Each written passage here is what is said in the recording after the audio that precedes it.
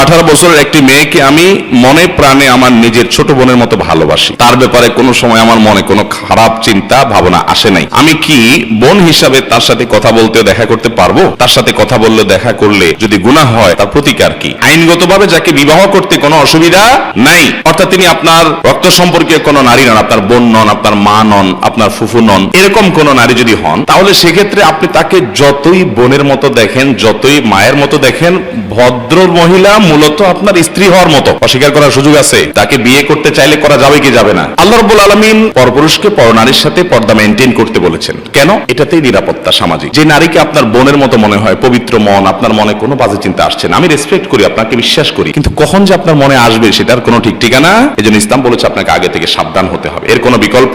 অনেকে বোন পাতে, ধর্মের ভাই, ধর্মের বোন, ধর্মের বাপ, এরপরে পত্রিকা নিউজ হয় এই ধর্মের বোন নিয়ে পালায় চলে গেছে। বিধায় এগুলো করা জায়েজ না।